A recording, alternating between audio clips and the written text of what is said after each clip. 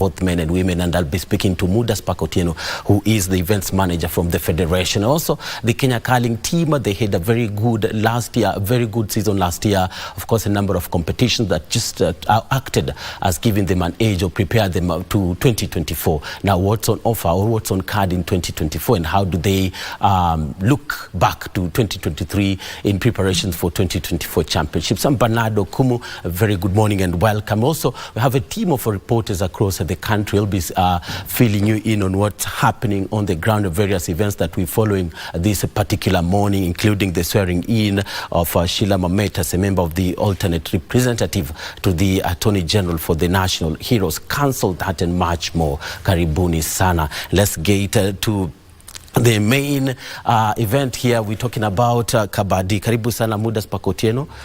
Great to have you from the field to the boardroom, right? To the studio. It's good to be here. Yeah, great to be here. Yeah. And maybe we're just talking about how the season has been, and teams playing more than 20 matches, and then thereafter they have to go to the playoffs now that's when the title is decided. How would you say the season has been for the teams? Well, for the 12 men's team, it's been a long journey because we started our Premier League in around 6 months ago, and for the 12 teams, it's been a journey of dedication and Yes. So it's been a journey of dedication from both players, from both ladies and gentlemen. We've been playing every Saturday, and teams have been, giving their best energies and showing up for the tournament. So far, men's team was supposed to play before playoffs. Every team has to play 25 matches. Every team at this point, they have 23 matches each. Men's team are supposed to play each 23 matches. So far, they are at 20 matches each. So that means we have 2 weeks to finish with the league stage for both men and women. Then on 3rd February, we begin with the playoffs, and then 10th, we have our finals and semis. Yeah. And of course, a number of teams, the top 6 teams go through. Yeah. How did that how is that show up competition? How does that, bring competition to the league? So let me talk about top 7, because there was when we were in the first leg of the league, there was a very tight battle between KU Hawks and Kasarani Lions. And now KU Hawks is number 6. For the playoffs, we need 6 teams. So there was a battle between Kasarani Lions, position 7, and KU. So they were shifting positions, and now KU is like 5 points ahead of Kasarani. After KU number 5, we have Black Falcons, and then we have the RDU men team. We have the JQuad team on top, number 2. We have also Githurai Cheetahs now, who is the main guy now in the table. The Githurai Cheetahs, yeah. And the women, the Black Falcons, and the Black Tigers. The women, also we have 6 teams women. Both of them are going to, all of them are going to qualify for the playoffs, because we take the first 6 teams, and the fact that we have 6 teams just means that all of them are going to qualify. Then from there, we are going to have the eliminators, and we are going to have semi-finals, then finals. So women, at the moment, we have University of Nairobi Tigress. They are leading the women category, followed by the Black Falcon Babes, and then we have Pink Sharks at number 3. Number 4, we have the Kayole Giant Divas, and then number 5 we have Kasarani Lioness, and then number 6 we have JQuad, who won their last match they had on Saturday against Pink Sharks. Yes, yeah. And I mean, for the ladies, both of them going through to the playoffs, do you think that some just sit on their laurels, especially the defending champions, they just sit on their laurels and then wait for the playoffs? That's when, No, because it's really unpredictable. Like if you take, for instance, last week, Pink Sharks were in position 2, but then they played against JQuad, and JQuad is in position 6 at the moment. The JQuad beat them, so it's really unpredictable, especially for teams. You can't say that our team is stronger than this team. So for teams on top, they're playing, they're giving their best games because they know that it's not by chance that they'll just win, that they're on top. Yeah. This season, of course, how would you rate the performance and how teams have been hungry for the title, chasing the points? Yeah, if I was to compare it with previous years, with our previous league, I think this season is an improvement of what we've been doing in the past, especially in terms of player turn-up, player passion, and player performance. Yes. Yeah. So these three things are the indicators that we're doing good so far. Yeah. And of course, the presence of the Pro League abroad. How has that helped, raise the standards locally in the league? Yeah, so basically, just like even football, the way English Premier League, people motivates people in the local sectors. That's the way our Pro Kabadi League motivates our players. So the fact that we have this Pro Kabadi every year, a season now, they're in season 10. And we have 3 of our players from Kenya representing us. Yes. 2 in a team called UP Others. That's Samuel Wanjala and Elvic Simiyu. Yes. They're in the UP Others, and we have Daniel Omondi in Partner Pirates. He's going there for the 3rd time. Yeah, Simiyu and Wafula, it's their 1st time. So it's a motivation, especially if you see our Kenyan players doing the biggest league in the world. It's a motivation to our young players, and we only wish that all of our players will end up playing at the Tobias and the rest. Yeah, Tobias Rogers. Yes. We have our rising stars. Yes. I know you know them now. Yeah. Interesting, and that makes that really creates some form of it could be motivation or the vibrance of the league when youngsters are coming up in showing that the future. Yeah. Yes. Yeah. And of course, maybe how do players end up in the Pro League in India? Okay, so you see, Pro League is where the best of the best meet. So ours is just to produce the best players from Kenya who can give a competition at the Pro League. Yeah. So from the way we do it in Kenya, we identify first of all upcoming sportsmen who are playing, who are dedicated, who are giving their time in the game, and who are showing great progress in terms of what they're training for. And then the teams, they want the best athletes we got. So when we consider all these factors, that we have a young athlete who is upcoming, who is motivated to play, that's what they want to see, and that's what we give them. Yeah. So for our players, they normally request for a list of players. We give them like about 10 players or so. Then they choose, because mostly it's the way our players play. They watch their matches on YouTube. We have our players' profile, so teams interested in our players, they normally check which players do we have here and what's their profile saying, and what videos are their videos saying something for them. Yeah. And you provide stats, and now we have the stats and the profile and the bios. Plus they also check our leagues in YouTube. We run our matches in YouTube. Yeah. And how has it helped the game, having the matches on YouTube? Is it the initiative of the Kenya Kabadi Federation or the International Federation as well? It's the initiative of the Kenya Kabadi Union. Actually, we put the games on our union's channel. So it's really supported, like the fact that we don't have a bigger fan base to say, but we have a number of people watching us across the world, from Uganda, Tanzania, South Africa. We have Indian fans. We have Iranians supporting us, watching us at our league. We have Kenyans from across the country, trying to keep up with the league on YouTube. And also we have like, physical attendance, fans coming to watch in Kasarani. And we appreciate. And of course, the league matches, at the conclusion of the league matches, people should come and watch the playoffs. People should come. It's a nice thing to come on the playoffs day. Not even on playoffs, even on these regular league stage matches, the 2 remaining. And maybe for those who come and they have no understanding where people are chasing each other on that particular, on the surface. We are very receptive. We explain to our fans, especially because we understand the game is quite new in Kenya. So I don't expect everybody to understand, but it's a loose concept. You see it, you get an explanation, then you understand and you start enjoying. And of course, being something new, less than a decade, right, in the country? Actually, we're going to mark our first 10 years this year in March. The game was introduced in 2014. And I mean, the steps that it has taken, it has grown up. See it in most of the discipline forces taking up the sport, and also in the neighborhoods where Tobias come from. He picked it from Githurai. A lot of youth play it. And one of the milestones that I think maybe I should just melts my heart is that we are the 7th best country in the world. So in 10 years, you see, Asian countries, they've been playing this since 18s.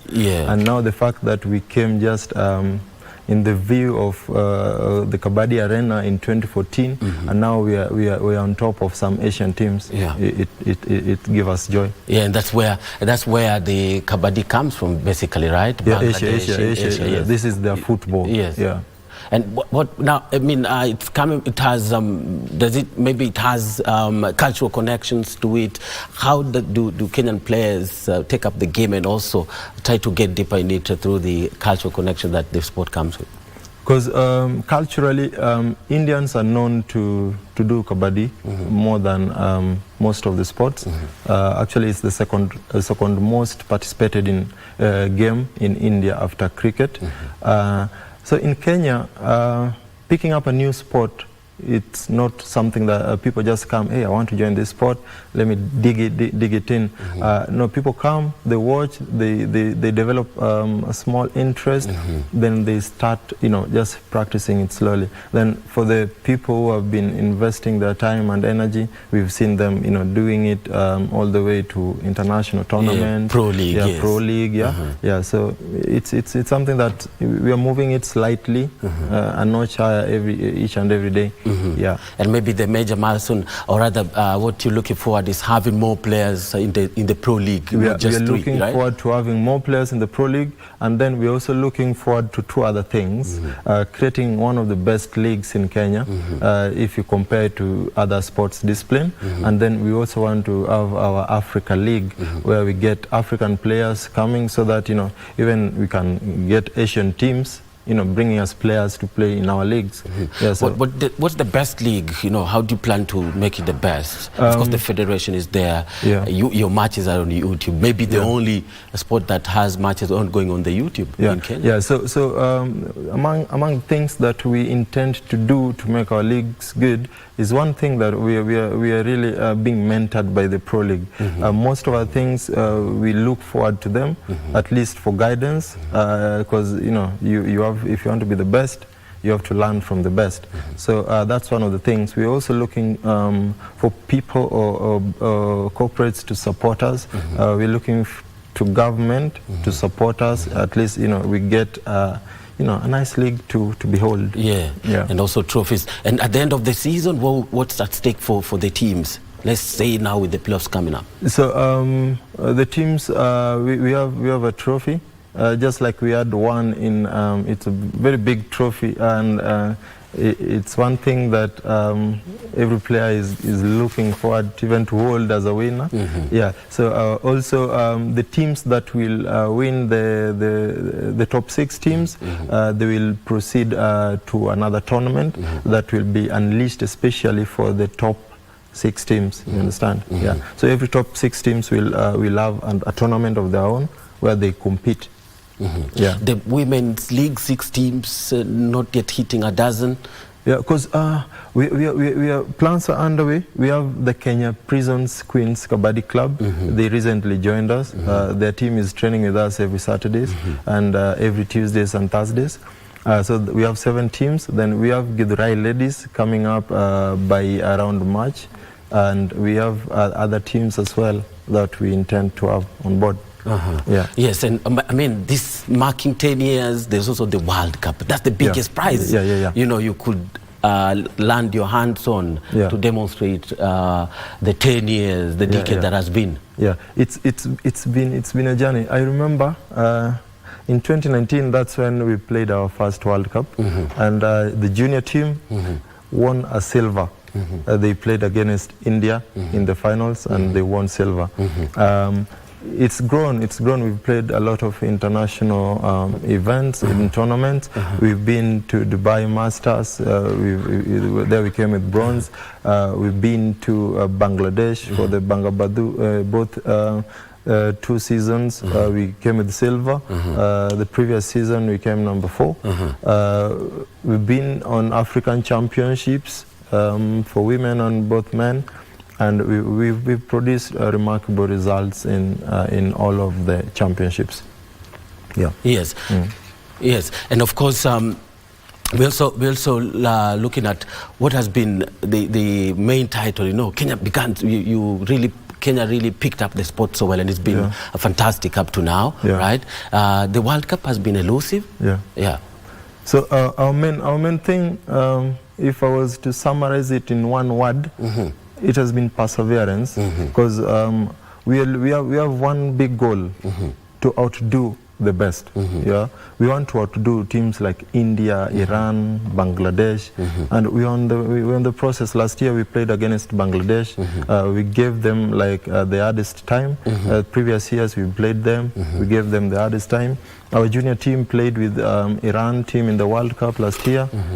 They felt our presence, because at the moment it's not our team. It's not that weak that I can't compare it to the Asian teams, but it gives the Asian teams competition. Yeah. Yes. And the World Cup is just one thing that we want to put our hands on and all our energy on. And maybe what are the qualities that have made Kenyans do so well in this sport so far? You know, Helvik, you know, I follow his performances, and he's really having the life of his time in the league. Yes. All of them actually.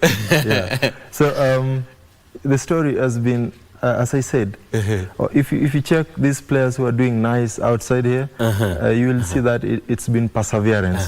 Our main motto is normally we want to win by perseverance. And before our players, when we have upcoming players, we normally just instill some mindset in them that it's all about perseverance. You have to persevere. If you want to be somewhere, you have to persevere and put all your energy and concentration to it. So it's been a journey where we just instill perseverance in them, and then we teach them on how we can all go our way up. Yes, and of course the sport also picking up comes with the capacity building, the coaches, the referees. How has it been? How has the federation approached this?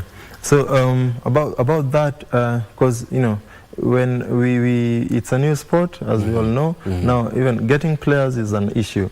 Now getting officials is an issue as well. Getting referees is an issue. But I thank God and I thank our team from Kenya Kabadi Union that even if there are issues, we are able to get players for our teams. We are able to get officials for our matches and players. And we have a nice team of 11 umpires from the Kenya Kabadi Union who are governing our matches, by the way.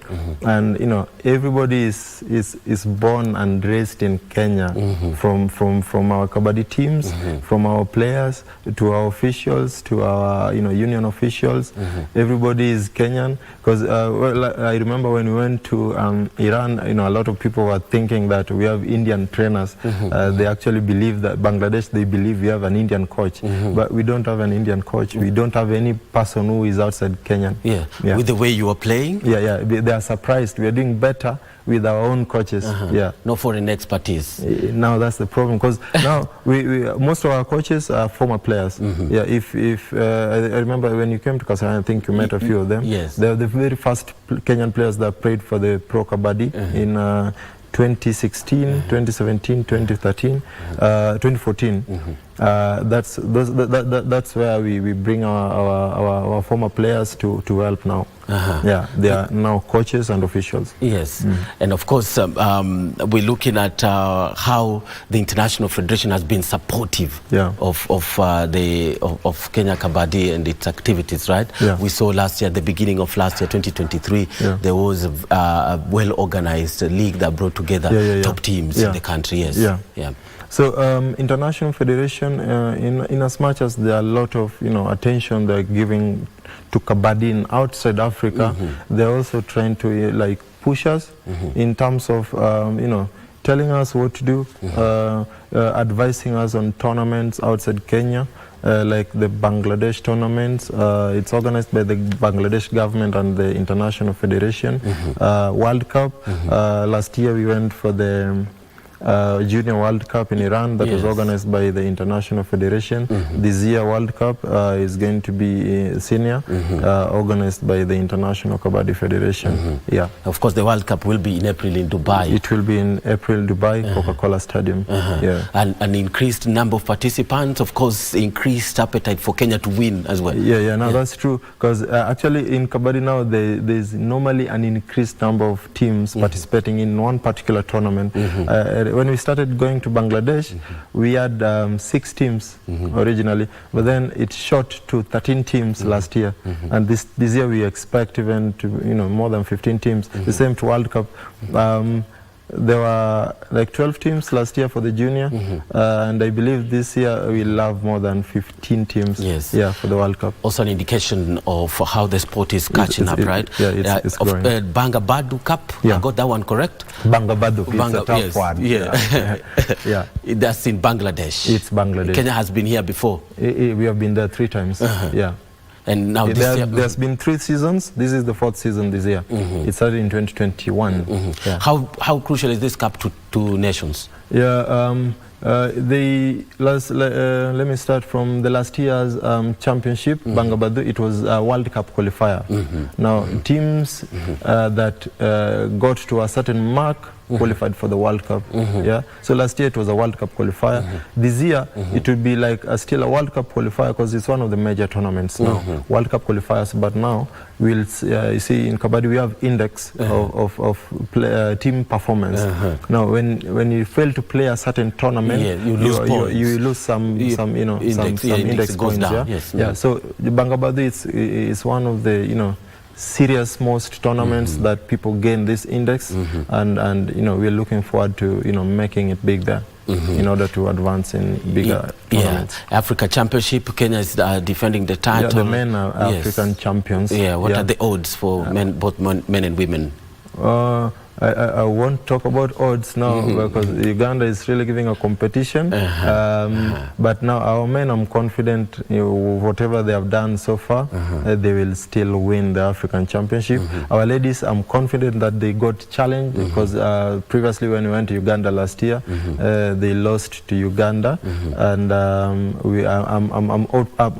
I quite believe that this year they will get the gold in African Championship. That's Muda Spark Otieno, the event manager from Kenya Kabadi Union, talking about the forthcoming events. There's the World Cup, there's the Bangabadu, of course, and also the Africa Championship all happening this year. But before that, there is the National League playoffs. The league just heading towards the climax. Of course, 2 matches remaining, and that will pave way for the playoffs, which will be coming from February. So we wish Kenya Kabadi Union all the best, and thank you. We'll be coming to cover as always, You're welcome. We'll come and cover and tell Kenyans who is the champion for Kenya Kabadi, as well as as we prepare for the World Cup that's in April in Dubai. Thank you so much, Muda Spark. Yes, indeed. And our second part of the interview, talking to Charles Omondi from the Kenya Handball Federation, is here to talk about the Africa Championship. Of course, the Kenyan men team is already in Egypt for the championship. All and that much more coming up next. Stay tuned on Channel 1.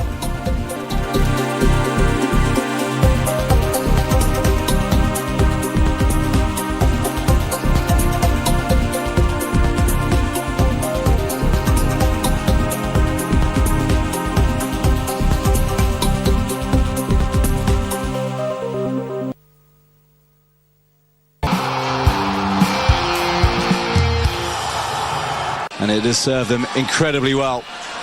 And it might serve them well here as well. That's a fine strike, good save as well, but they can't clear the lines.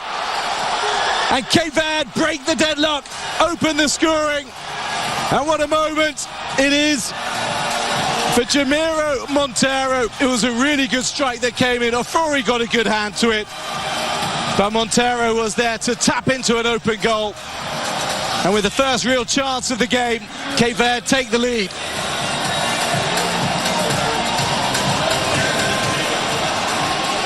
Well, Howie enjoyed that. Goal was gaping, a gift presented to him.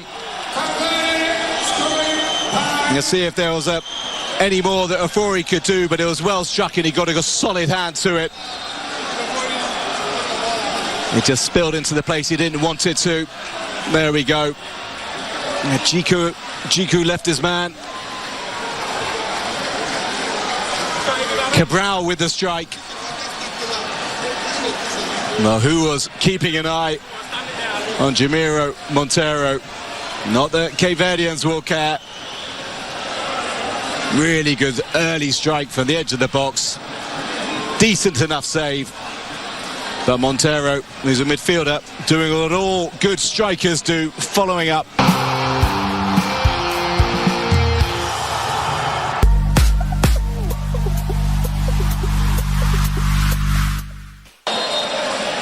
And now they do go to the screen because, as said, I think that hit the arm of Königsdörfer before hitting the post. That's the point that Vizinha was trying to make.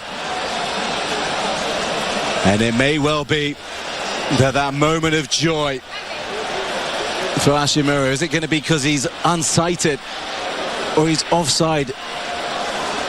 Well, he's certainly offside. Is he in the goalkeeper's line of vision? This is not the angle to see it.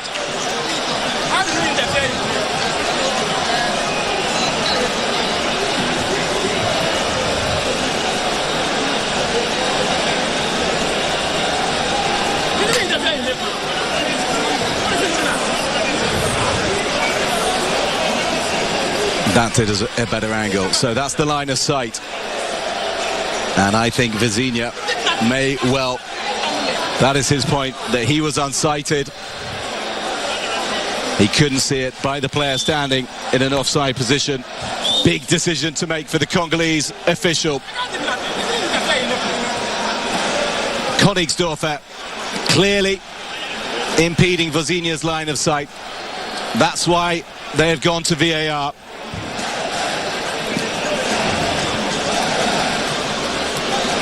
Well, he needs to get this right. I think the goalkeeper has time to see the ball. He's saying, the referee. Well, one way or another, one coach is going to be furious. How was the player interfering in play? He just walking his walk and I think go and I say the experience of it is that he blocked the view. You can see him peering his head round to the right, Vizinha there. That doesn't help us so much.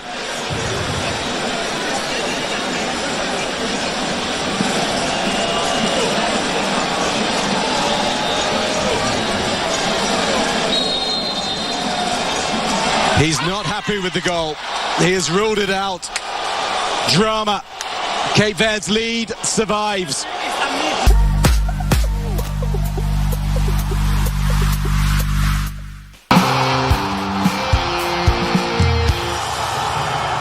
Out of any confrontation between the two, and they're still going. Well, pretty mild-mannered as present. Ayew with the corner. Swung it in and into the back of the net. And Ghana are level. And I think it was Jiku who got his head on the end of it. Booked in the first half, a goal scorer in the second, and he powered that past Vizinha. And just before the hour mark, Ghana are back on level terms. And it's little surprise that it came from a free kick, because that has seemed sometimes one of the most dangerous options. In it comes from Ayew. And he just stooped low. Jiku. And he found the corner. No one on either post. And Jiku scores for the first time since scoring against Comoros in the tournament 2 years ago. Stepping up when it matters. And a vital goal that brings Ghana back in it.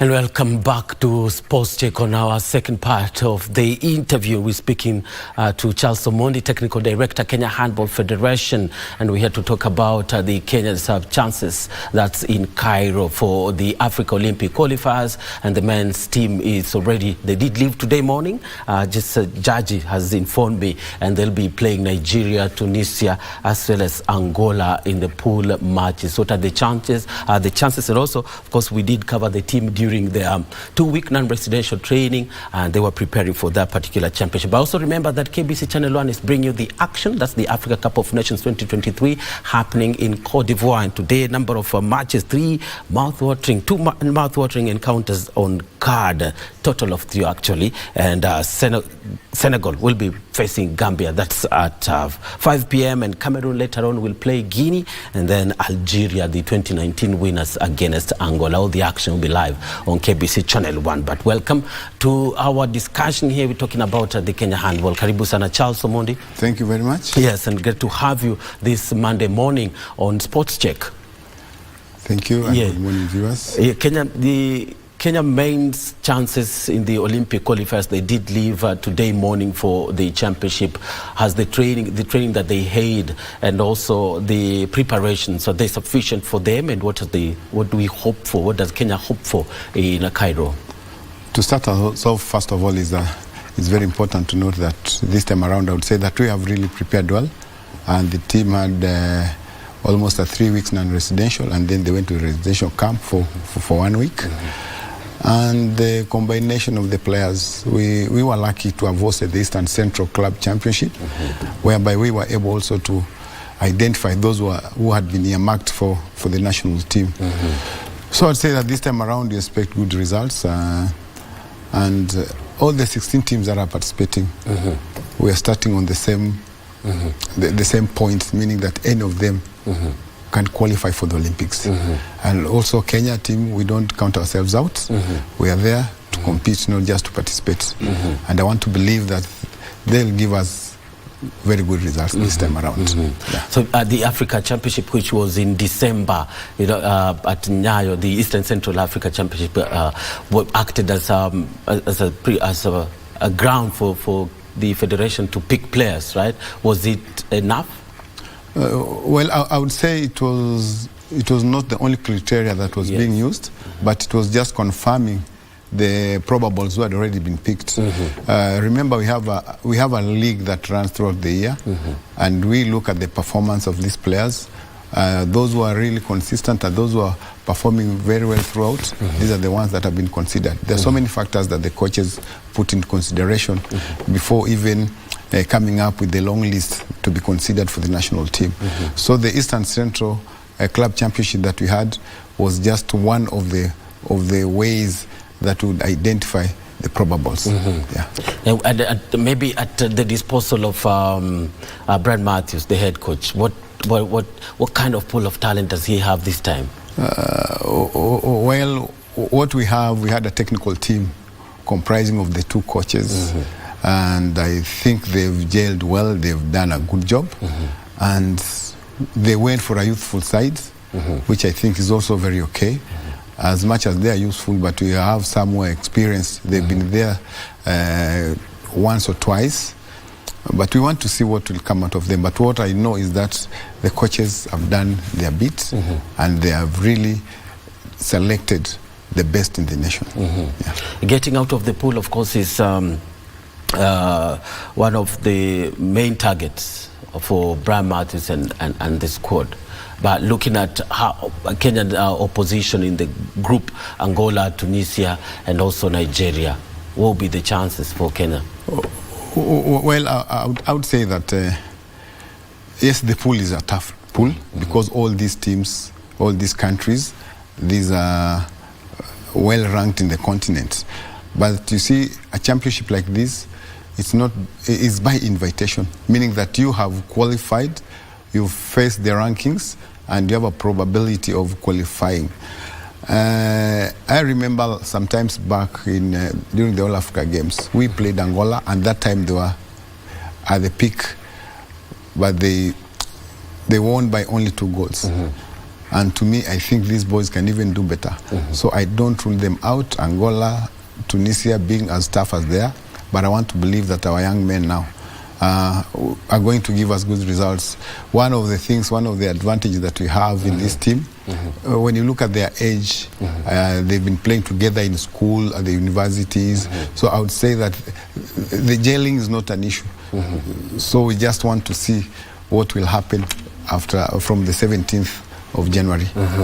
Yes, and of course this time around the Kenyans hoped against some of the big names, teams that have always had their way when it comes to making it to the Olympics and major international, let's say the World Championship.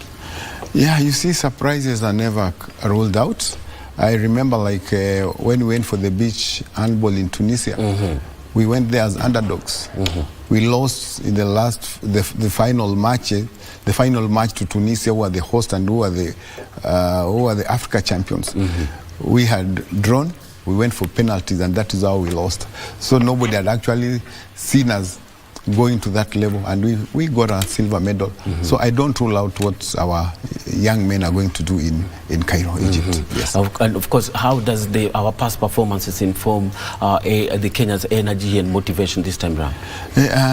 The last time we were in this tournament, we were in Tunisia, and I remember we played Cape Verde, who eventually was in the medal bracket. We played. We lost to Libya by just one score with only 2 seconds to go. And the way we played Cape Verde also.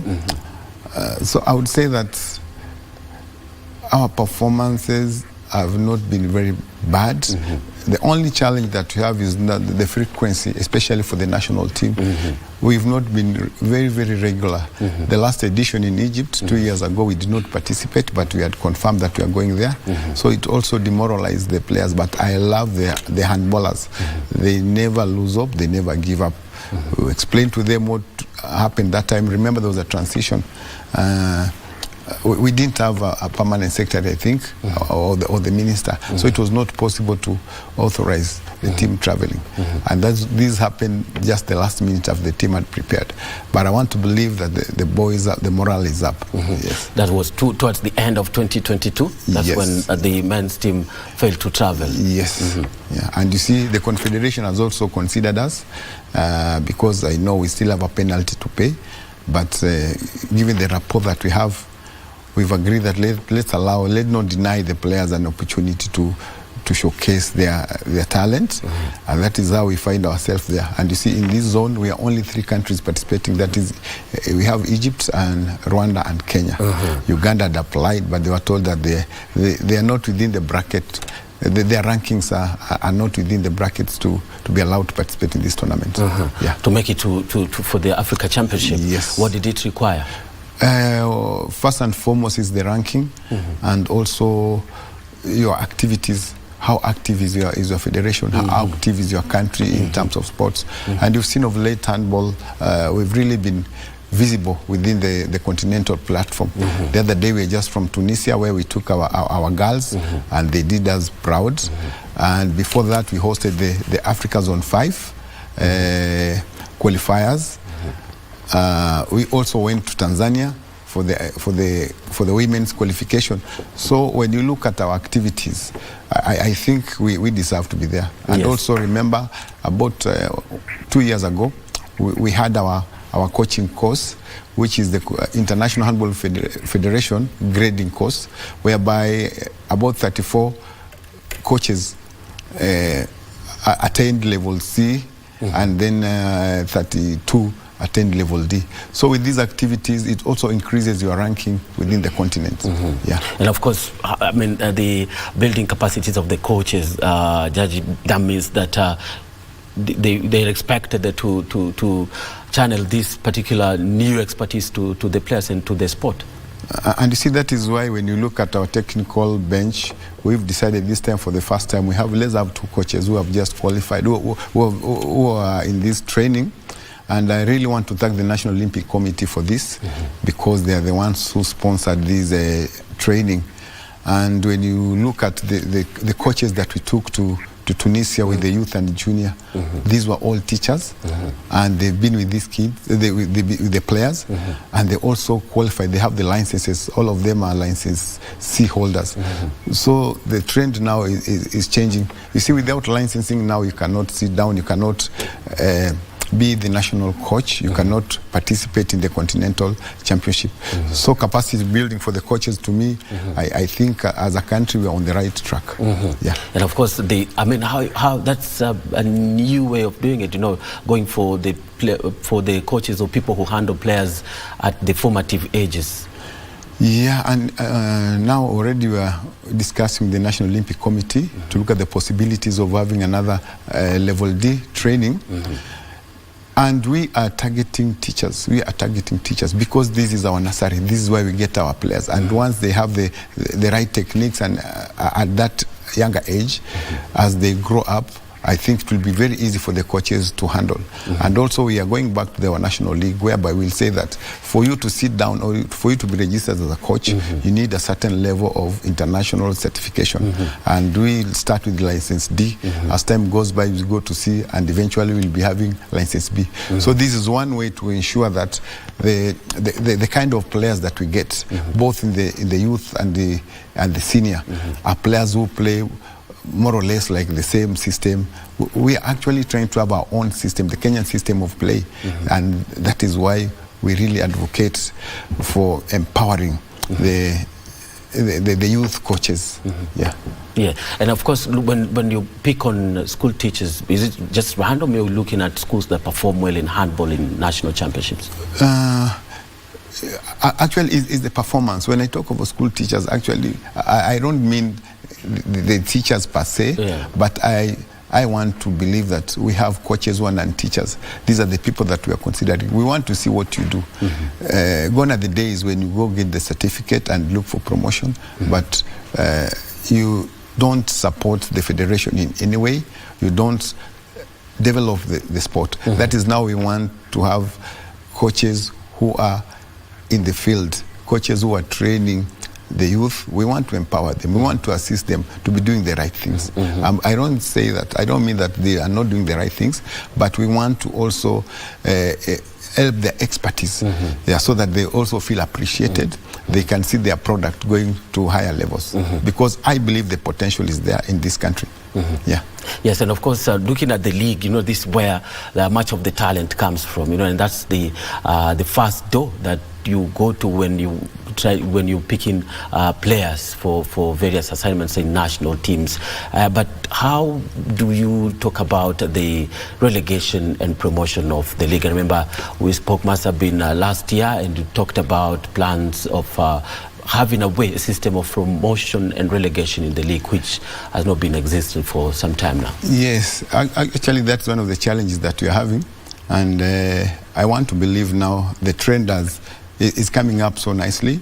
We've seen other leagues, we've supported other leagues to come up. Yes, regional leagues. Regional leagues. Yes. I know we have the Mount Kenya region, we have the Nyanza region, we have the Rift Valley region, and the Coast, I know very soon are starting their league. Once you have all these leagues and all the regions are represented, now we are going to revert to what we had planned, whereby we have promotions and regulations. But we're also praying that the league gets a sponsor. We want it to have the lower tier, the higher, the premier. We must see the difference in terms of rewards, in terms of the quality of the teams that are going to be there. Definitely we're going to reduce the number of the teams, and then we just want to motivate we want to give them reasons to fight to be in the Premier League. Yes. And of course, that means that we'll not have perennial winners. No. Why? I don't think whether it will really affect the winners. Yeah. For the teams that are winning will win, right? They will win. But you see, once the motivation is there, I don't think whether the perennial winners is because of others are not motivated. No. Yeah. I think it's how well they are prepared. Yes, they prepare well. They are passionate, and also the support they get from their sponsors. Yes. I think. And of course the struggles of the self-sponsored clubs in the league, Judge. Yes. That one is there. but nonetheless, as a federation, we consider that a lot. And you talk to the teams, we give them support, we support them, we give them waivers, and we are really very lenient to them. But this does not water down our league. We just try to make sure that handball is for everybody. Let not finances, let not sponsorship lock you out of this sport. Yes. Clubs like Boomerang, you know, formed by friends who are in the same school. Yes, we have Boomerang, we have the former players of Strathmore, we have the former players of JKUAT. All these, because they're passionate about this game, they come up with the clubs of the alumni of where they're coming from. And normally we sit down and agree on how they're going to operate. The terms and conditions are usually different from the clubs that have sponsorship, and we explain to the managers of these clubs the reason why we need to work together and also assist the teams that are not sponsored. We have like Black Mamba. We really support them, and that is why you see them at times even participating in the regional league. Yes. Yeah, and of course they are former winners as well, former champions. Oh yes, they are still champions. It's only, I know at the moment their performance is not very good, but I've seen what they are doing now. Soon they'll be back. But we are supporting all the teams that do not have sponsorship. As a federation, that is our work. Yes. And maybe thinking about making the league more attractive and so that European sponsors, what's being considered? First and foremost, what we have done as a federation is we are coming up with a system whereby the visibility issue. Yes. And I really want to appreciate the media in the sports media houses. They've really supported us. Of late, we are really visible. Our league is covered. When you look at any event that you have, it's well covered. This is one of the things that we now talk to the potential sponsors about the possibilities of being visible. I talked to one of the senior one of the CEOs of our teams in the league, and he told me that he was so surprised. They had actually set some money aside for advertisement, but when he looks at the kind of mileage he's getting through handball, he can never allow the sport to die. Because when you quantify, what they see in the media, covering the team, that means that the team's performance is good also. Yes, essentially, it's not even the team. It is now the brand. They are actually selling the brand. That corporation is visible in a very positive way, and they appreciate it. Yeah, and how does the Kenya Handball Federation feed off from that now, from these clubs that, you know, they enjoy that publicity, but now how does the federation? I'll give a very simple example. When we had our Super Cup, I approached one of the corporations, and I told them that we have an avenue of you people coming to market even your products, and it was very easy for them to agree. They came and they said, okay, what we'll do now, somehow we'll also support in terms of hiring of the venue, because it gives us an avenue to also market our products. This is because they've already seen the way we work with them, and for sure the feedback was very positive, because now they got orders from as far as Kitale. We had a team from Kitale. So when this team came with the officials, they realized, oh, so this product is also from this corporation. And this is how now we keep on building. We want to have it such a way that whenever we have our activities, let's allow our clubs, if they have anywhere, if they have anything that they can display, let them come and have their tents also. Yeah. And this just to encourage them. And also the relegation player for Judge, when will it really, what's the federation exploring? Maybe 2 seasons or 3 seasons? No, actually, we're targeting 2 seasons. I know for now, this year, it might not work, because when you look at the kind of activities that we are having, I'm even afraid that the league might extend up to around June. Because from the Africa Games, like now when you resume in February, we'll have started training for the Africa Games. You see now the teams, most of the players are out now for the Cup of Nations. Then from there, when they come back, they go for the Africa Games in Ghana. Yes. And this will really affect our league. But we are trying to make sure that it ends on time. So after this season, we'll now be able, at the end of the season, we normally have our meetings, we'll now be able to strategize and plan and see how we can work out. We agree that if we are starting with the 18 teams, let's have the 18 and then the rest who are, because you have 22 for the men, so the rest will now go to the lower league. Lower league, yes. And in this case, that means that there will be formation of the national league, where the teams from the regions also get to the nationals and maybe and ultimately into the Premier League. Yes, this is now what we'll be working on. We make sure that we sustain the Premier League, but also come up with a formula now how we are going to promote and also how we are going to make the competition at this lower level effective. I know most of the clubs, they join the league because they want to brush shoulders with the big boys and the ladies in our league, but we'll have to make them understand for you to be up there, you also need to fight for the position for yourself. It's not just being picked and being organized, then you get this person. No. Because you have money no. You can sponsor yourself. But surprisingly, when you look at, we have secondary schools that participate in the league and they do well. I remember like last season, Hospital Hill, they were beating senior clubs. I remember Strathmore was a victim. I think NCP also was a victim. And this is quite encouraging. You see, Okumu, what we federation considered when we were looking at this league, there's a problem of age cheating, especially to the age group competitions. So we say that other than doctor our documents, let's allow our youth also to play with the older players, to play in the league, so that when they meet the older players from Rwanda and Uganda, they are still very comfortable. And that is what we are doing now. Preparing them. This year, do you have the Hospital Hill back in the league? Yes. The league is still on. Remember, it just took a break because of the festive and because of the Eastern Central. We'll be resuming, I think, on the 18th of February. And Hospital Hill are there. And furthermore, we will need them because we will be going to Djibouti for the under 17, under 19 boys. So we have already started the preparations.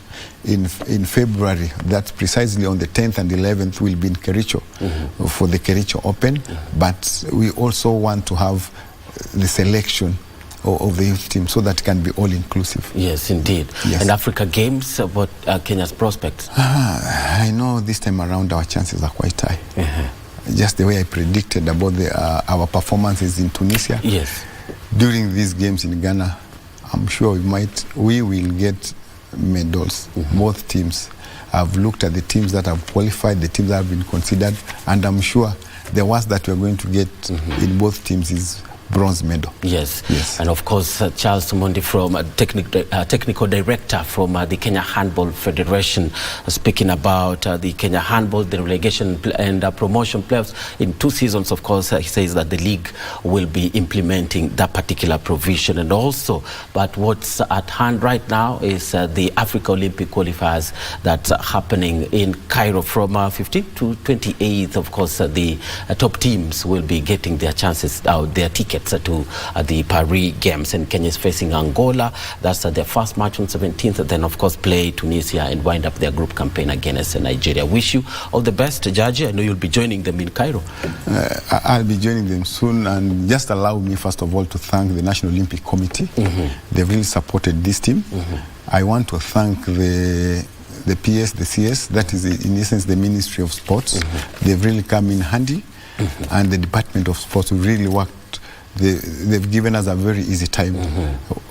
The support has been assured. Everything has come on time, and I really want to thank them. And I wish to urge Kenyans, let's rally behind our men. Brian Matthews and the team, right? And wish them all the best. Thank you so much, Charles, for making your time on Sports Check. Thank you so much. Yes, indeed. And that was our second part of the interviews with Charles Mondi from the Kenya Handball Federation. Kenya is in Cairo seeking to qualify for the Paris Olympic Games. That's the men's team, and they'll play Angola, Tunisia, Nigeria. We'll keep you posted on their performance in Cairo. But don't you go so far. Kenya Curling Federation, as well as 2 gentlemen, will be talking about the AFCON that's unfolding in Cote d'Ivoire. They'll also be here. But coming up next is the Kenya Curling team in our set next. Don't go too far. Keep watching Sports Check.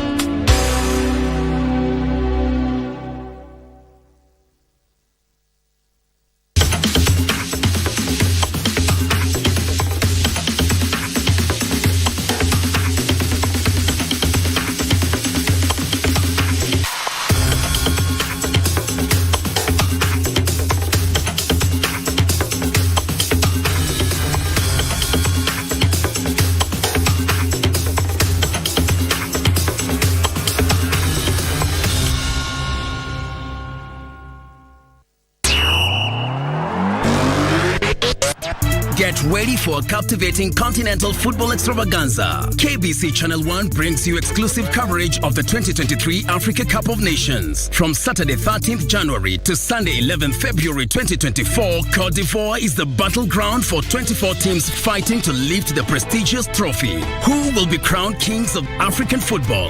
Watch all the action unravel only on KBC Channel 1, your true sports partner.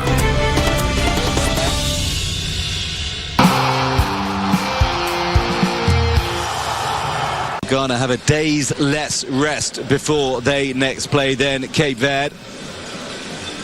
The flip being they then have an extra day ahead of the third round of fixtures in the group. Little bit of hesitation in the back, a chance into Cape Verde to win it. Oh, calamity in the back for Ghana. And Cape Verde have scored in stoppage time at the end of the game. And have they won it? Scenes of huge celebrations for the Cape Verde fans. And the Ghanaian players are just looking at themselves, and he's come up into the stands. Look at them. They've all come in. Cape Verde surely have won it. What went on in the Black Stars' defence? Absolute hesitation, and the ball just gifted its way. Look at that celebration.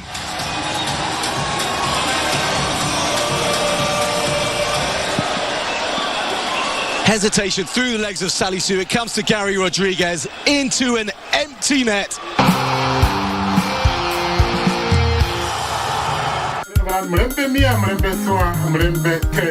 Habari njema kutoka redio yako pendwa ya Ingo FM kwa wakazi na mashabiki wa Bungoma. Sasa Ingo FM inasikika Ingo Bungoma kupitia masafa ya 103.5 FM. Sikiliza na uchangie, burudika ukifurahia uhondo wa kipekee kwa lugha ya nyumbani. Awamu ya Baraga UCC, Natural Sweetness. Kadhalika, tegea Ingo FM ukiwa maeneo ya Kakamega, Busia, Vihiga na Trans Nzoia kupitia 101.5 FM. Isinikoli umwana wa kwendo mhana wa imoni dalano mbonya kunanga KK. Ingo FM, ininginingi ye Muitala.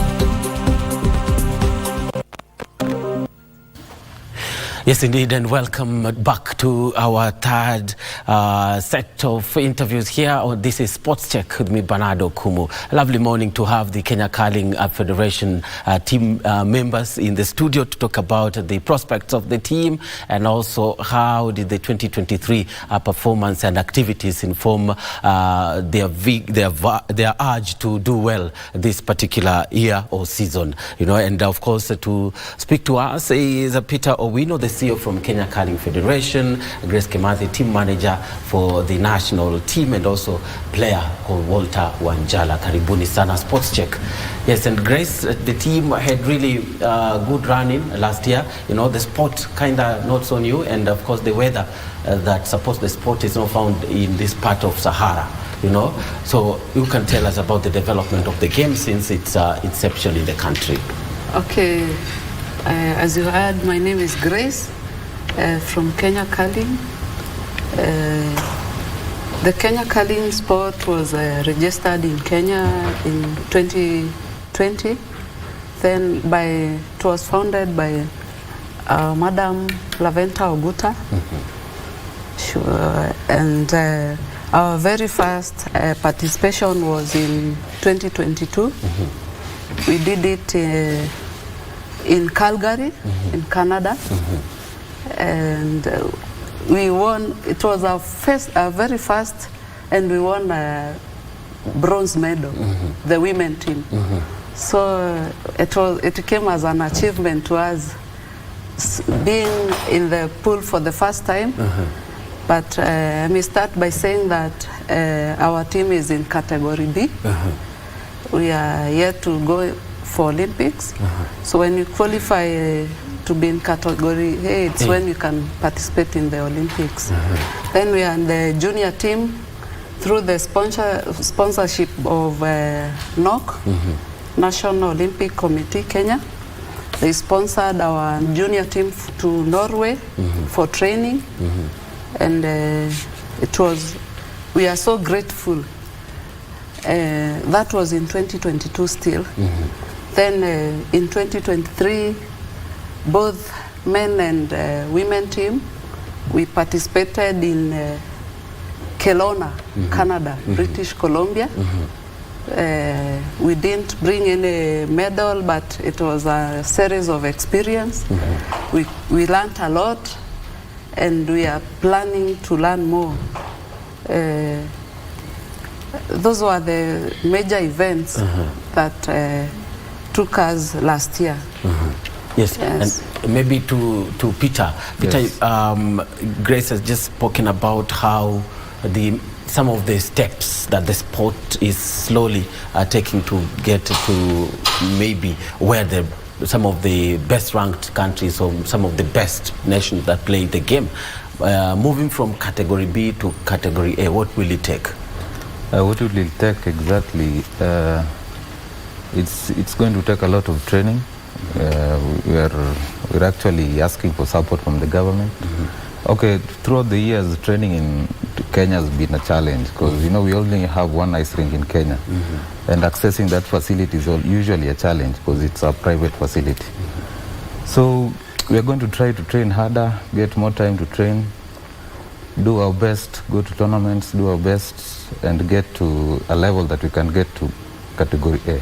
Does it involve playing matches and beating the nations, and what kind of competition? Yeah, it involves that. It involves competing with various countries, going to tournaments, and doing our best, and even winning medals. Grace, could add on that, what kind of nations should Kenya be playing against, and maybe in what direction do you think the rank can go up? Okay, last year we came at position 4, which means we are just near there. We were beaten by Jamaica, and it was a very new team in the pool. It was their very first tournament, and maybe this year when we have hopes of beating that team, and when we qualify to at least a bronze medal, it will place us to category A, where we are able to participate at the Olympic. Yes, Walter, how did you pick up the sport? I was playing kabadi before I started playing curling. So my coach in kabadi, Madam Laventa, was the one who introduced me to the sport. And when I came to the sport, I came to love the sport actually, because it's a very beautiful sport. So I started in March curling. Transitioning from a contact sport to a sport that you don't come in contact with nobody but just the cones on the floor. How did it take you to transition to that, to love curling? I actually still play kabadi. So I play curling and... You play for which team? Kasarani Lions. Kasarani Lions. Yeah. The game for the playoffs, will you be in the team too? Yeah, I will. What position do you play? A raider? I'm a raider, yes. Yeah. In transitioning in curling, it's more of the brain than the muscle. So I believe I use a lot of brains in curling. Then when it comes to kabadi, I use a lot of muscle.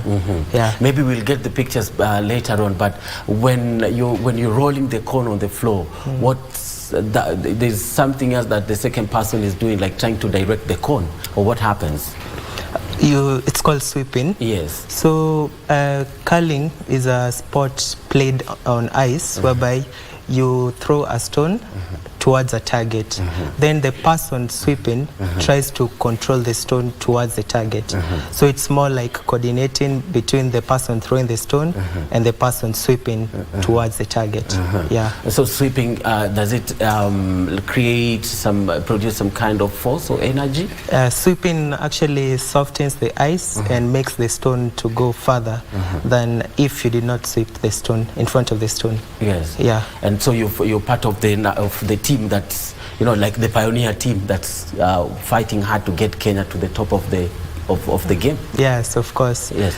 For the love of the game, I believe that I will fight my best to better curling more. Yeah, we've been practicing in Panari Hotel, but actually the past 2 weeks we were not able to go to practice because of the management of Panari Hotel say that we cannot come to practice over there because of reasons known best to them. So we were actually hoping that we can go back to practicing, because our hearts as players are bleeding as we see other teams in other countries practicing, while us as Kenyans trying to qualify for the Olympics in curling, so not practicing. Yeah. That's a big challenge, Peter and Grace. You are the helm of the management of the team, but now what's the option when the only ice rink is closed? Okay, the options is when the ice rink is closed, we are left with none other option than going to practice abroad. We are having friend race. Are there the resources? The resources, for now there are no resources. We just hope for the best, and we thank the government, the Ministry of Sports. We thank NOC. They have stood with us, and they have really supported us, and we hope they will continue supporting us for the training, for us to be somewhere.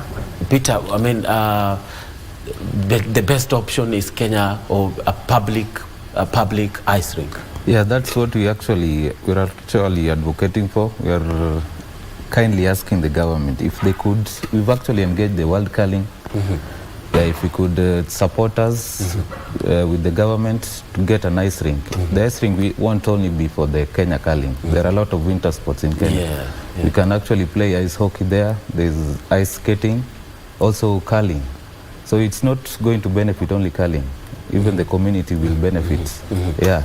So we're only advocating for, if we could only get a nice rink for the public, we can even go further with this curling. Yeah. Because the ladies won bronze on their debut. Yeah, they did that. Yeah. So imagine if we had our own curling that we could go train at any time we wanted, or even on a daily basis. Yes. We could go very far. And sports that involve the winter sports, right? Yeah. Most of the players, most of them actually, they are forced or they pick up the sport while living abroad. Now, exactly. For curling, it's a little bit different because you're all from here. Yeah, most of the team members are from Kenya. Yes. So what we normally do is we go abroad when we have a tournament, any upcoming tournaments. We try to organize with the government or just as a federation and go and train abroad weeks before the tournaments or the matches. Yeah. So that acts as you go there, train and wait for the tournament. We go train, catch up with the environment and all that. Yeah. Because the time you get here to train, it's not actually enough. And it's actually very expensive. Yeah. Yeah. How much? Maybe you can reveal how much you pay per session. And usually it's around $10 per session. Yeah. Session goes for like 2 hours. Yeah. You see, it's quite expensive. Yeah, quite expensive. Yeah. And the team... Those are the challenges we are experiencing as a team. That means that the clubs playing it, like I was talking to Grace, you know, she's also from prisons, and she told me that there is an invite for the prisons team, you know. Yeah. But maybe I just heard about the prisons team only. No, we don't only have the prisons, we have the KDF, we also have the Kenya Police. Yeah, we are still trying to grow the sport. We are going to be introducing the sport in schools. Yeah, we'll actually introduce the floor curling before they graduate to the ice. Yeah. For how long? For how long does it, like, what you're looking at, 1 year, then players take it up? Yes. Introducing the sport? Yes, from the floor. From the floor. Graduating to ice now. Oh, it will depend. Yeah, it will depend with the resources we have and how good they shall have grown with the sport. Yeah. Yes. Grace, talk about the prisons team and the invite that they got, you know, and how maybe it's the prisons thinking about pulling resources together with the KDF or the discipline forces and just come up with their own ice rink. Okay, we got an invite as the forces, and me being in the prisons, obviously that one, the prisons has to come to the limelight, and we are yet to speak to our bosses about the same, and we hope for the best. This training will mean a lot to us. Actually, it's in the USA, and it will bring exposure to players. Like I noted when we were playing in Canada, players were getting used to the game. They were getting smarter with the game as the days goes by, which means with training, people can go far. Yeah. And actually it goes with the access to the facility. Yeah, with the access you have to pay also. Yeah, you don't just go and pop in someone's club and you start training. There are some rules and regulations that govern each and every club. So also you have to pay for the training, but the friendlies, maybe that we can do local arrangements with the clubs. Yeah. And Walter, listening to Grace and Peter here, speaking about the sport, really, it's demanding for your determination and for your zeal. Yes, of course. It is said that for one to become a legend in curling, you need 3 to 4 hours per day for 10 years to actually be perfect in the game. So I believe that as a Kenyan curling player, I've been putting in the effort, also as my fellow teammates. We've actually been practicing a lot, even with the few resources that we have. And we believe if we get a little bit more access into the resources that our management is trying to get us, we're going to actually go verify this sport. Yes. Yes, and maybe who are some of the legends that you look up to, the legends in the game? Some of the legends are like Eric from Sweden. Yes. Yeah, he's actually played. We've also faced a lot of, we've also been given a lot of advices from coaches from Australia who've actually dedicated their time to help us develop in this new sport. Because coming from Africa and actually going to places like Canada and giving them challenges is not very easy. Yeah, as new people in the sport. Yeah. And of course, to the team, what do you think they gave for them to get the good results there? You know, registering good results, you know, or impressive performances. You know, and when they try to find out, they really find out like you're putting everything on the line to just perform. I believe it's the passion. They had a lot of passion, because if you step into new places, then you are walking over eggshells everywhere. Because I believe when they went there, they were facing new rules that had not yet been explained to them before. But as time went by, they tried to get into the element, they tried their best, and the results that they brought, I believe, we're going to better them this year. Yeah. Yes. And this year, where's the team headed to, Peter? We have a lot of tournaments lined up this year. First of all, we have Africa Curling Championship. It will be held in Italy. Though we Africa Championship will be in Italy, right? Italy, yeah. So it means that the International Federation is behind it. Yeah, exactly. Supporting So it. Yeah. we are still organizing on the dates. We are still not sure of the dates. How many countries in Africa pick we up actually only have sport? 2. Kenya and Nigeria. Yeah. And that means that it should be easy for such countries to get into the category B, because you have no opponents. No, that's actually not the case. They don't use the regions to like place you in a category. Yeah, they use you have to play the rest of the world. Exactly. You have to play other nations. Yeah, apart from the Africa Curling Championships, we also have the Open Tatras Open Air in Slovakia. That will be in March. We have the mixed doubles in Sweden around April. Mixed doubles, it's curling is the only game played. You'll find women and men playing at the same match at the same time. Yeah, it's the only game. Yeah. But in athletics, people also mixed relays. No, nice. Okay, anyway, after mixed doubles, you still have senior men curling. Yeah. So there's a lot of games lined up this year. Yes, and of course that means that with Africa only 2 countries means that you're sharing the federation, the Continental Federation. Yeah, exactly. We are under Africa Curling Federation. Yes, and that how does Africa think about the projection, the growth of the sport? We're actually trying to advocate for more countries to get into the sport. So they may have the numbers. So yeah, exactly. We don't want to be just competing Nigeria alone, because 2 countries, the competition is a bit... we would have loved to see Nigeria, South Africa, Egypt, other countries. The North African countries. Northern African countries. Neighbors Uganda. Pick up the sport. We would have loved to see them. Yes. Yeah. And this will definitely give the voice will be amplified if there are more countries. And the resources will be taken seriously. Yes, exactly.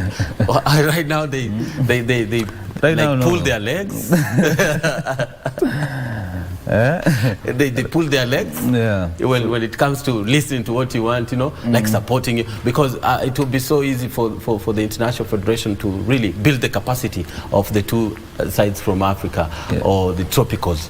So we're only advocating for other countries. In fact, as a federation, Africa, we're still trying to get more countries in. To strengthen the game. And capacity building, maybe you can mention that briefly, then Grace will also add, now the coaches, for instance, Walter, people handling him, introducing him to the sport, where have they gotten their training from?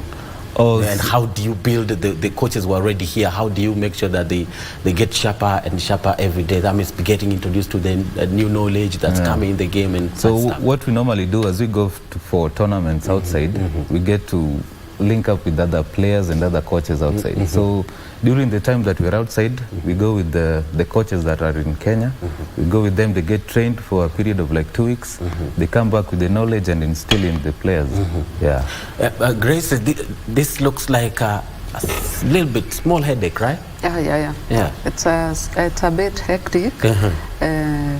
Sometimes even our federation president has to use her own money to sponsor for the trainings, because there's no coach who will come to train for free, honestly. So like it's a bit of headache, but we just build the capacity by watching a lot of YouTube and doing the practice that you watched when you reach the ground, the training ground. And right now it's a bit tricky because of the training in Panari that has been stopped. So it means an alternative venue is the same venue. There's no other alternative. It's the same venue. No alternative. And considering curling is a bit expensive, even one curling stone alone is very expensive. It's about $8,000. $500 per se. So the curling shoes, they are very expensive. They are $100. So like, and we can't get them locally. We need like 16 stones for there to be a curling club. For there to be a curling club, and the curling shoes, they are special. They just can't be bought here in Africa because definitely the Africans know that there is no winter sport here. So there's no snow, so they cannot sell such equipment here in Africa. We have to order them from abroad. Yeah. Yes, and Walter, last year, of course, Grace will tell you that the men's and women's team, they did well, right, in the Pan-Continental Games, you know, and definitely this year is equally bigger for players, right? Yeah. What are your projections? We actually have a couple of events coming up. Around 16th March to 24th March, we have the World Curling Championship happening in Sydney, Scotanovia. Then from around 30th March to 7th April, now we the men will be going for the World Curling Championship. So if you look at our projections, we actually have the opportunity to set our name out there as a Kenya curling team. So I really hope that we can be able to go for these trips so that we can also gauge ourselves where we've reached as at now. Yes. And of course, for you, how long do you see, what do you want to help Kenya achieve on the international stage? Of course, I want to go to the Olympics. I want to take Kenya to the Olympics because Kenya has only had 2 Olympians in the winter sport, back in 1986 and 2018. Yes. So if we as curling, Kenya curling players will be able to go for Olympics, we'll be able to bring the medals back home. And in fact, not having ice or snow here is not a problem, is not an issue, because maybe I could use the Nigerian example. They had a bobsleigh team at the Olympics, you know, in Rio, and they did it, right? So that's not here nor there, but for you players to work hard and keep looking at the Olympic tickets. Of course, there are 2 more youngsters who are the Winter Olympics that's happening, I think, from this week. You know, those are some of the people that maybe you're looking up to them to encourage you guys as you also get into the waters, because the pioneer team, basically nothing has been done, so it's your role to cut down all the trees and make the road, which is very hectic sometimes, and to the players. Now, how do you understand that you need to cut down the trees and pave the way for everybody? I actually, as the vice captain, I believe that will be easy because we have very young players, which means that it will be easy to prune them into the standards that we want them to reach. So we will try our best as a people and as the team to actually grow together. Yes. I mean, Peter, growth of the game, I know several various groups of the people in the society have picked it up, the young as well as the old, you know. Now, how does the federation plan to introduce it across maybe in the country and see results, you know, like the planned results? What are the targets? Oh, the targets we have right now is, okay, the first thing we are going to do is introduce the floor curling, since we only have 1 ice rink in... floor curling, which has been around for some time, right? Which is just we only have 1 ice rink in Nairobi. So the only alternative is to introduce the floor and then grow it into an ice. So what we are only appealing to the government is if they could kindly help us to get a public ice rink. It will grow the sport. We are very sure of that. And maybe approaching the only way, maybe approaching schools that have the ability to have our ice rink. That's also a plan. And maybe Grace, the prisons team, how it was formed from the zeal and the ambition to do well, and how is it so far? Okay, the prisons team was, of course, I was the pioneer. I introduced the game there, and since there are some players, the same players who play kabadi, prison team, are the same players that are playing curling. So, and being that they are based in Nairobi, and they are near the Panari Ice Link, that's how we were able to form the team very simply. Yes, and so far the projections are well, and the team is in high spirits. Do you have club championships? The team is in high spirits, and we don't have specific championships for the prisons. For the club, yeah. Yeah, they have to fight and join the national team. That's where the action is. Yeah, that's where the action is. Yes. Yes.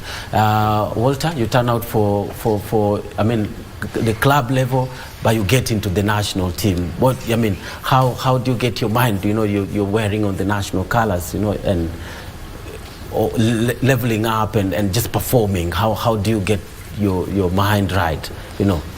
I believe challenges make us stronger. So I love facing challenges in my life. So when my coach, Madam Laventa, told me there's this new sport, I want you to come and try this also. I see you're good at kabadi, but also try this one. I actually took it as a challenge. I made sure I never missed training. I made sure I learned all the rules. I did my research very well. And I think that's why I can be able to proudly wear this color as a Kenyan. Yes. Yeah. The red, black, and green. Yeah. What else? White and? And white and yeah. Yes. Peter? Yes. I mean, the growth of the sport. Maybe are you looking at introducing to the maybe the disabled to also pick it up? Yeah, actually, we have a disabled team. Yeah, there's a team comprising of deaf, the deaf. Yeah. Apart from the deaf, we are also advocating for the disabled because we also have wheelchair tournaments. Yeah, curling tournaments. Yeah, we are actually planning to bring them on board. Yeah. And how does Africa have a voice? How does the two nations, so let's say other nations that will come, how have you projected? How do you plan to have a voice? One voice for the continent, so that, you know, the teething problems, they'll always be there, but now as countries that picked it up earlier, like now Kenya, Nigeria, you know, they should be dreaming, of course they're all dreaming of getting to category A. Now, but what's your voice now? How does Africa plan to have a voice? Okay, apart from individual, like acting as a individual nation, we have the Africa Curling Federation. Yes. With which normally sits on the upper tables with these are the countries. International. Yeah, exactly. Also, we are members of the World Curling. World Curling is the international body that runs all the curling events throughout the world. Yeah, so using that, we can use it to advocate and to bargain for resources and all those other issues that concern curling. Yeah. And of course, this year, great championships last year, the pan-continental events in British Columbia. Despite that, in 2022, Grace was just informing me earlier, the women's team did finish third, or they got bronze. They ended up on the podium, you know, which is a great catalyst for the sport. Yeah. Now, this year, what are the projections for the men's team? For the men's team, this year we are hoping to rise. Our target is actually to get to category A. Yeah, so we are hoping we are going to perform better this year and get all those medals here and get to category A. Yeah, including the junior teams. Yeah. Yes, and Grace, about the women's team. You know, the bronze in 2022, last year things were a little bit tougher. How do you project this year, 2024 now? Okay, this year when we went to British Columbia, we noted our weaknesses, and actually our biggest weakness was the lack of proper training, because the people they are playing, it's their ground, they are used to it, and then funny enough, the ice rink at Panari is totally different with the main ice rink that we were playing. The one that we were playing is so slippery, such that it came as a, you see, the players were using a lot of force in the ice rink in Panari. I think it's because it has so many events going on there, like the ice hockey and others. So when we reached the ground, the main ground, it was so tricky for us. But I think through training and maybe God willing, if we get training abroad, and get used to that same ice rink, I promise you will be somewhere. Yes. Yeah. And maybe closing remarks from Walter. What's your hope for the sport this year? My hope is that God will continue blessing us as He has been in last year. So we believe this year will even be more favorable on our part because we are very hardworking people. So I believe the hard work will reciprocate on the results. Yes, and that's the prayer for everybody around. Thank you so much, Grace. Thank you so much, Peter and Walter, for making your time on a Sports Check. That's from the Kenya Curling Federation. Of course, that was Peter Pio, the CEO for the Kenya Curling Federation, and of course Grace Kimathi, the TM, also plays for the Prisons Curling Ladies team, and Walter Wanjala, player for the national team. Thank you so much for turning up on Sports Check this lovely morning. But of course, the Sports Check continues. Later on, I'll be speaking to Gregory and Michael Barnabe. That's on tackling AFCON 2023 that's happening in Ivory Coast. 3 matches today, and KBC Channel 1 is showing the matches. But of course, we also keep you posted with the team of our reporters across the country on some of the major current affairs happening today. And we link up, take you to Jamhuri grounds where Joseph Wahungu is holding down. He could tell us what's happening at Jamhuri grounds.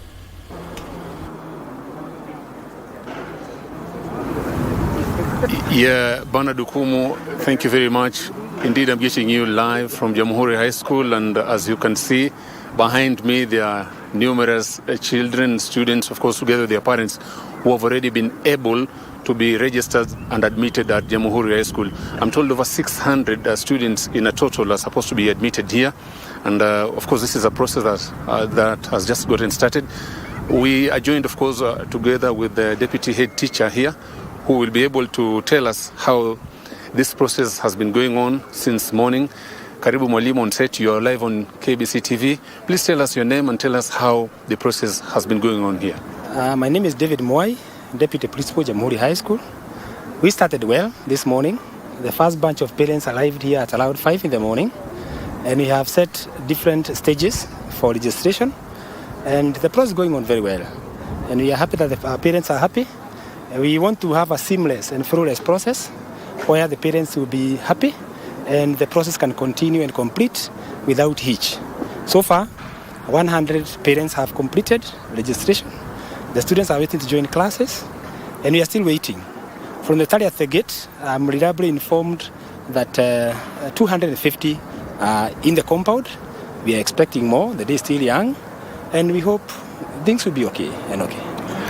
How many students are you intending to admit at the end of this process? The demand is too high. The facilities are still squeezed, but we are likely to admit 600 students this year. Is that number too high or too low than the other years? No, too high. Too higher than last year. Last year we admitted 450, so that's an increase of 150. You can assure parents and Kenyans that the school is able to cater for that high number? We have prepared well, adequately. Though we have to squeeze a little bit here and there because resources are few, and we'll try to manage. Well, Bernard, if you allow me, I also have a parent standing here with us, of course, together with the young boy. We would want to know whether they admitted or not. Welcome, sir, to KBC TV Live. Tell us your name and tell us if you're a parent here, if your child has already been admitted or not. My name is Michael Njoguna, and I currently reside in Kiambu. And I came here to this school to look for an opportunity for my child, which the principal and the deputy have been of assistant. And I did like the spirit, especially this year. They are looking forward to have not just an A, but they want almost not only 2 A's, but they want almost every person who joined the school be in that position. And really that spirit has really motivated me to keep on pushing so that I can be able to get also a slot, which I have already been able to achieve. And I really look forward even working together, as the principal has been able to tell us, working together with teachers, knowing them, and also even my child getting a better education through the commitment that the teachers are going to make, and also I as a parent, the commitment that I'm going to make. Talk to us about how impressed you are about the whole admission process here. How is it going? What can you say about it? I like the humble attitude, especially for the two principals who are out, like the deputy principal is out here trying to talk, to see how the process is going. I also like the way even the principal himself is also talking to the parent, and also how the process is being carried out, that there is no queue. A lot of people have been able to be admitted, and also the process of even classes I've seen like they have even started studying. One of the issues going around, whether it is true or not, there are other areas where parents are saying that, well, when we went to school, you are supposed to pay extra or low. What can you say about that? You know, teachers, parents saying that in some schools we are asked to pay more money than what we expected. I think if I compare the schools that are around, because I've been able to go to some of them, I would say the school fees is fair. And what they are asking, in fact, I don't even think they are going to meet the demand, because if you look at the issue to do with food crisis and all that, and these boys, you know how they are. I think the management is very well into that.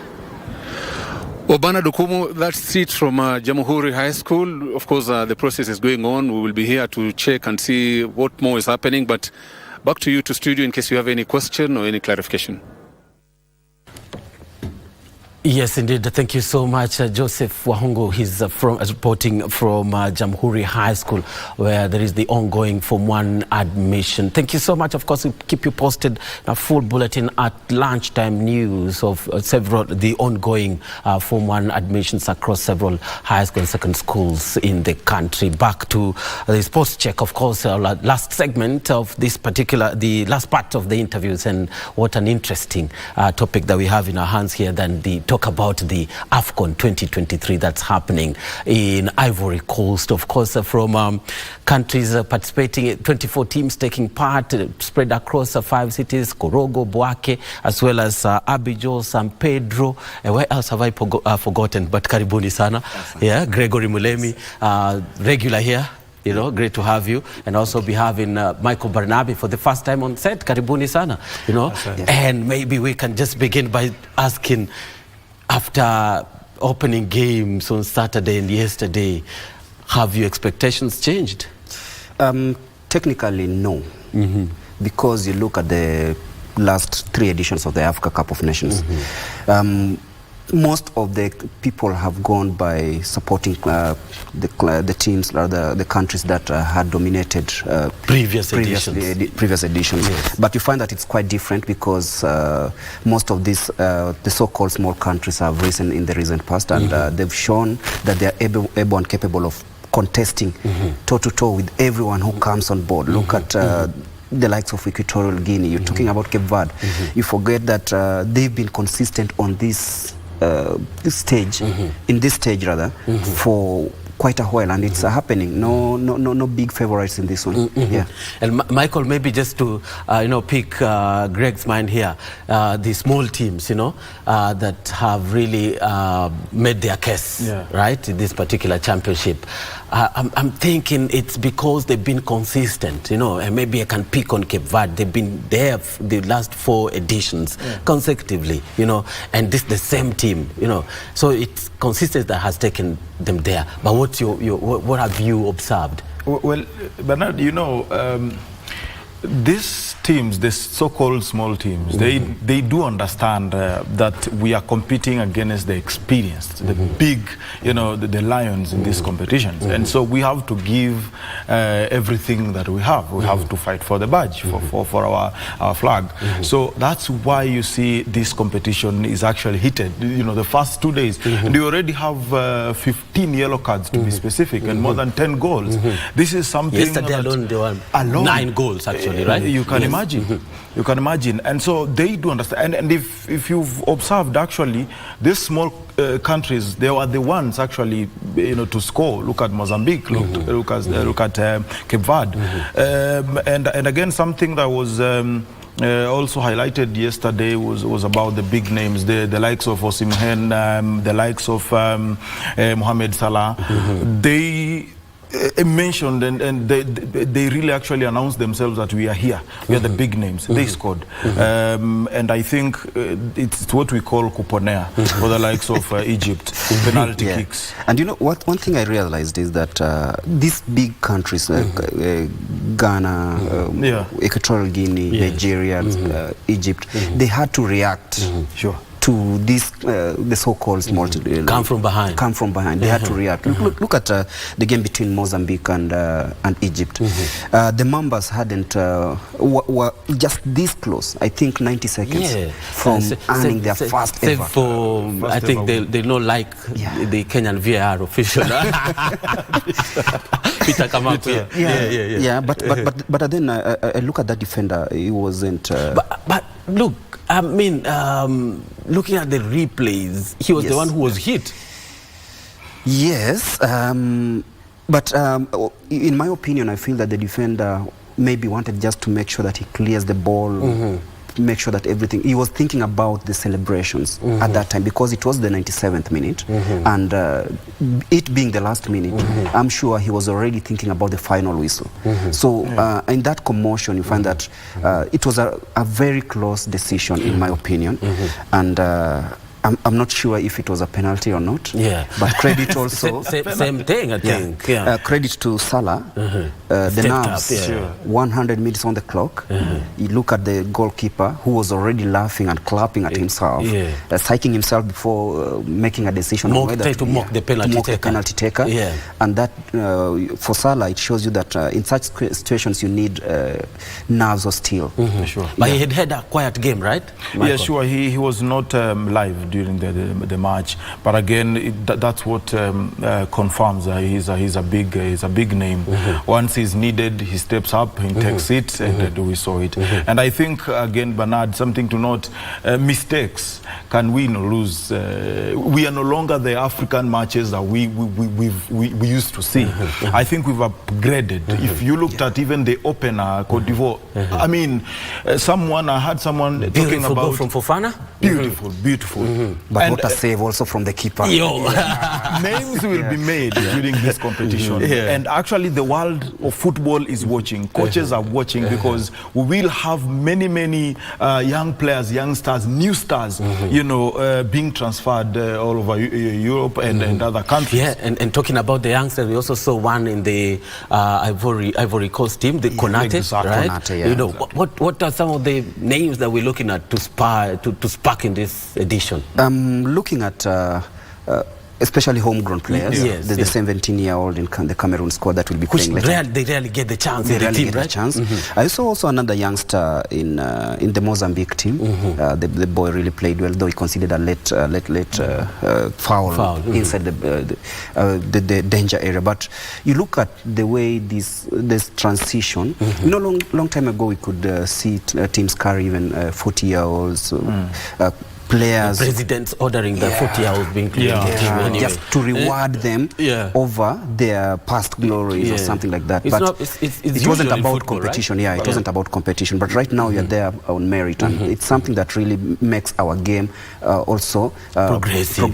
And just before I hand over to Mike, there's something that I've noticed that. Right now, many countries, especially the North African countries, are trusting their homegrown players, and even South Africa. And it's something that shows you that maybe there's something good happening with the local leagues in their respective countries, and also the issue of hosting the under age group competitions. You find that most players are graduating from there, and we see them progressing into the senior teams. And it's something that really there is a clear path for teams now. Exactly. In Kenya, maybe not comparison, but we are closer to seeing that, right? We saw what happened in Kisumu. Yes, I mean that is and also the sound bites from the authorities, right? That we want to maintain this team. That's so encouraging. Yes, you saw how fans, stepped up and said they loved the young. Let's go support this young lads. And again, supporting what he's saying. Time has come that the coaches have realized that some of the big names are aging out. Look at the likes of Jordan Ayew, their use. They are eighth, I think. They are eighth Africa Cup of Nations. So they feel like we need new blood. Yeah, talking about that. Ghana missed Kudus badly. Badly, because you look at his performances at West Ham, then all of a sudden is not in the squad. Need on the bench. Yeah, with the niggling hamstring. You know, a hamstring is a huge gamble. So he has to rest. But I feel that Ghana, to me, is quite a disappointment. They have a pedigree manager in Chris Hutton, someone who's won accolades across the globe. At Brighton he did wonders, bringing them from the championships to the Premier League. And that shows you that they need to be performing according to how their nation expect. I was talking to Mustafi Nabila, a journalist in Ghana, and he was like, man, chill. You know, Argentina started like this. Actually, even Egypt began their campaign, the 2021. They also began by losing, but they went on to the final. But Ghana began the same way 2021. But the problem is, ended up with the Commission of Inquiry being formed, right? The problem is, in 2021, they performed dismally. Very poorly, yes. And right now, they're just replicating what they did. The ghosts cannot leave them. And you see, it's a problem of having star names and not a team. But I saw a couple of like individual brilliance. I think that's what will win the game. You know, the player who scored the disallowed goal in the first half. You know, but again, Bernard, personal brilliance, yes. But where is the teamwork? Because football is all about decisions. It's about passing. We saw Jiku, the right back, Jiku doing a lot of the goal scorer as well. Outstanding in that particular I think he's a modern type of wing back who offers more in attack as much as he offers in defensive duties. And that is something that you also need in a team. You see, football now has evolved. We know we used to have those playmakers, guys who, the star people coming into the tournament. Right now, if you ask me star players in the tournament, maybe Africa Player of the Year, Osimhen, and maybe talk about Mo Salah because of what he's done for Liverpool, and also country losing back-to-back finals. But you look at other countries, like everyone is on the same level. And this is the stage to create and make a name. And this is the stage where you have to equalize all the differences, whether you have 20 stadiums, a perfect youth age group system or not. But also something that we noticed, we talked about it before we got here, about how how Mozambique played, you know, and also Cape Verde, how they played. They looked more dangerous when they were going forward, you know. And what are they doing? Yes. I'll maybe pick on Mozambique, I'll pick on Cape Verde. Cape Verde featuring in their 4th consecutive Cup of Nations. And with the same team. With the same team. If the goalkeeper, actually, the 37-year-old Zinya. And look at the goal scorers. One is 33 years and the other one is 30 years. That shows you there is cohesion in the team, there's synergy, there's understanding. And that shows you that these are people who knew when we are going here, we are on a mission. Whatever we did yesterday has to continue. And you see, they reached the round of 16 last time out. And I'm sure they are facing out this squad and they want to leave a mark. Michael, the opening games, of course, we've seen a couple of past winners also doing so well, but you can talk about Ivory Coast and Nigeria and their performances. What kind of momentum do they create in this particular championship? Bernard, it's not a lie that every first match, it's like kickoff in maybe European football. First match always has, it's a disappointment. And I cannot say the Ivory Coast or Ghana, they won't do well, or Nigeria, they won't do well. I think they are learning their lessons. But it's a tournament, not so for so long. For sure, it's a tournament. I really think that even after yesterday's match, the Nigerians match, the coach was able to sit down with Osimhen and tell him, my friend, all these chances that you are wasting African are the ones that will give us the early ticket back home, because this is ununderstandable. I mean, Parliament will be waiting for you. Cannot a player of your caliber lose such chances, and this is what we are talking about. The likes of Mozambique, they know that every chance we create, we have to utilize it. We have to maximize on every second we have. So that's the difference.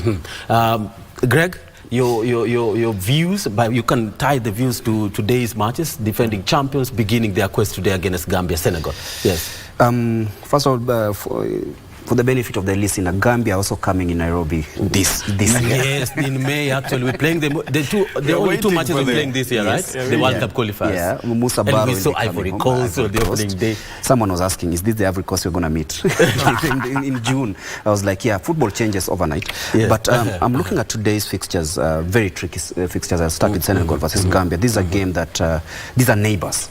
And there are no clear favorites here. As much as Senegal are the defending champions, they have a pedigree squad. Most players have also graduated from the junior ranks, as we spoke earlier. The coach that has been there with them. He's been there. Aliou Cisse won the tournament both as coach and, no, not really as coach and player, but has managed to transition a squad that was underperforming into this title, yeah, and continent conquering team. Yeah. This is a game I think I'll favor Senegal to take it, but it will be on slim margins. Yes. And then I look at the last match, Algeria taking on Angola. Yes. Personally, I like Angola because the Pantera Negras, they always play as a team. You remember they had stars like Manucho, Flavio, but right now they have a younger squad that most of them are playing at home. Pedro Atletico de Luanda, and of course they played in the CAF Champions League, CAF Confederations Cup. This means that they're bringing a squad mostly of home-based players, and home-based players bring that togetherness. And a lot of energy. And they play look at the way they play the qualifiers, the qualifiers, and how they've been performing the build-up towards this tournament. They are really, really good. So watch out. Algeria might not find it very easy. Yes, indeed. Views from Gregory, and that must have represented you, Michael, because of the time. Because definitely, of the time, right? We will not be able to have your views, but thank you so much for creating time and coming to Sports Check this lovely Monday. Of course, we've been talking about Africa Cup of Nations. Also remember that the action is live on KBC Channel 1 today. There will be 3 matches. The first one, of course, kicking off at 5 p.m. Senegal against Gambia. And of course, I'll be here with my colleagues to give you the details, the nitty-gritties of the game, where should Aliou Cisse do, and the rest of the details. Cameroon and Guinea also coming up at 8, and then the last one, Algeria 2019 winners. They're also searching for their third title, right? Anyway, it will be about whether they can get it or not. That will be decided after 90 minutes. Thank you so much for watching Sports Check this lovely morning. Thank you so much, Michael Barnabe and Gregory Mulemi, as always, right? Thank you so much, and have the lovely viewing of the rest of Channel 1 programs. I'm Bernard Okumu.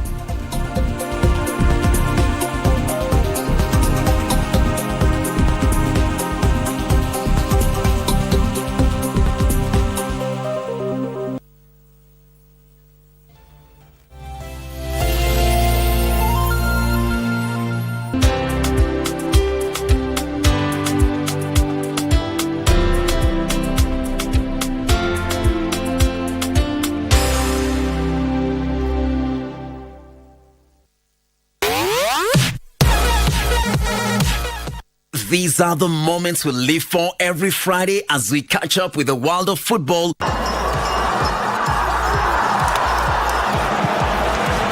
Manchester City go in front. With your favorite stars in rivalries like no other that keeps you on the edge of your seat. Learn a few tricks that keep you ahead of the game and spice it all with unforgettable moments on Dunda Dunda. On Saturday, you're in for another treat as we rock your weekend with all sporting disciplines, bringing you insights on what's happening behind the scenes as we share players and athlete stories, preparations, and celebrate their achievements. Charging to the line! Is it going to be a world record? Yes, it is! She smashed it! Whatever angle you look at, we've got you covered. KBC Channel 1, your true sports partner.